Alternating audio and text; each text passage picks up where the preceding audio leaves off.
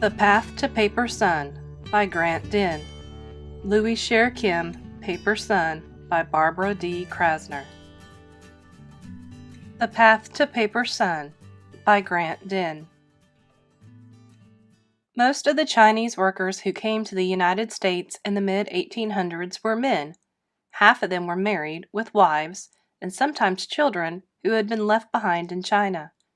The Chinese Exclusion Act of 1882 prohibited Chinese laborers from sending for their families to join them in the United States, but merchants and U.S. citizens were allowed to do so. So each time a member of those groups returned to China for a visit, they often reported the birth of a son or two to the immigration authorities when they came back. The claim created immigration slots, which could be used to bring another Chinese to America. In 1906, a major earthquake and fire destroyed much of San Francisco, including the city's Hall of Records. With the city's birth records destroyed, some Chinese saw an opportunity. They claimed that they had been born in San Francisco and that they had a wife and so many sons in China.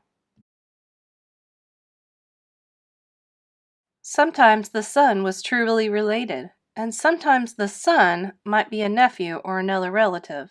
Often, the identity was sold to an unrelated person who lived near the father's Chinese village.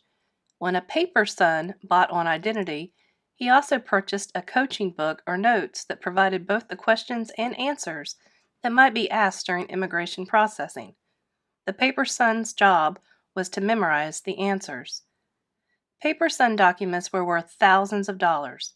Families borrowed money to make it possible for a child to make the trip. It often took several years of hard work to repay the debt. Did you know? In 1868, the 14th Amendment to the Constitution established that anyone born in the United States is granted U.S. citizenship. In 1898, American-born Chinese Wong Kim Ark won a U.S. Supreme Court case that reaffirmed that law. After he made a trip to China, the U.S. government denied his readmission into the country.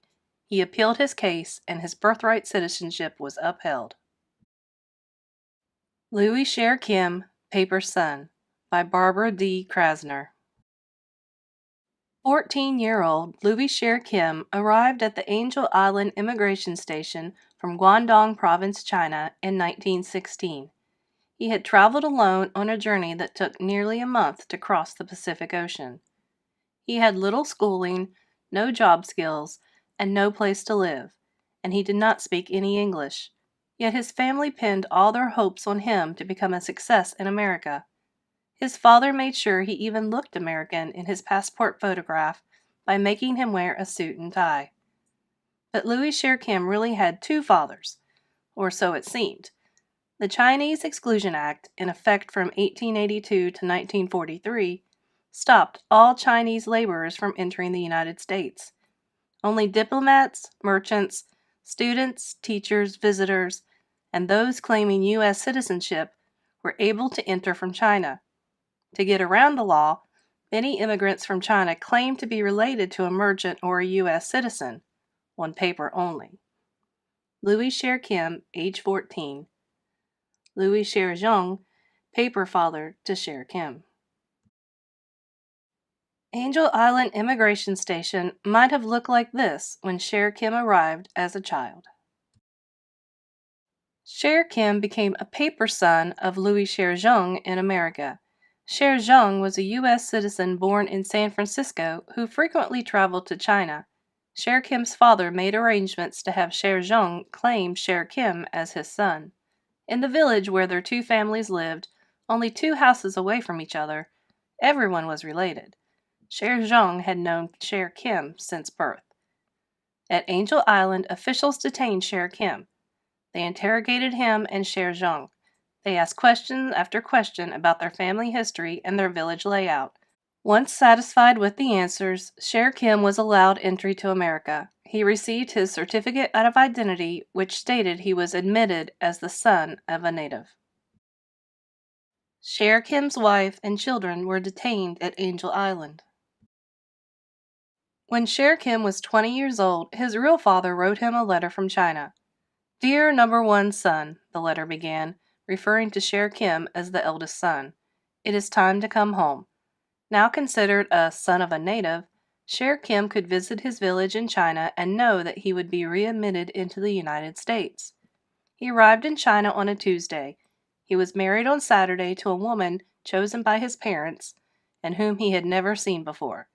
They had a son who died as a baby. Sher Kim returned to America to work. In 1924 and in 1929, he returned to China to visit his village and see his wife. They had 2 children, Wanda and Sherman. After each visit, Sher Kim returned to the United States to work. In 1935, he decided to bring his family to America. He and his wife offered a 12-year-old boy in the village the opportunity to go with them. They gave the boy the name John. John became their paper son. Sher Kim knew there would be another interrogation. Officials detained and questioned all new immigrants. He put together a book for his wife so they could coordinate their stories and make certain that they gave the same answers during questioning. The coaching book contained information about names and birth dates of all family members, the location of the home village and its environment, dates of Sher Kim's travels to China, and more. Any wrong answers could lead to deportation. As expected, Sher Kim's wife and children were detained at Angel Island. Officials questioned each member of the family, even 6-year-old Sherman, and they brought Sher Kim in a second time for questioning. Sam Louie, the youngest son of Sher Kim, who was born later in San Francisco, says, "The interrogation was a nervous process for everyone." Louie is a retired educator and volunteer at Angel Island Immigration Station.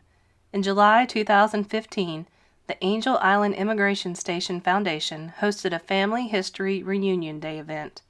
Portraying his father, Louie shared his story. He says, "Many Chinese, including my father, claimed to be a son of a native so they could come to America to seek a better life for themselves and their family. They were, in fact, only sons on paper, an affidavit the father signed, thus the term paper son." Louie showed his father's certificate of identity.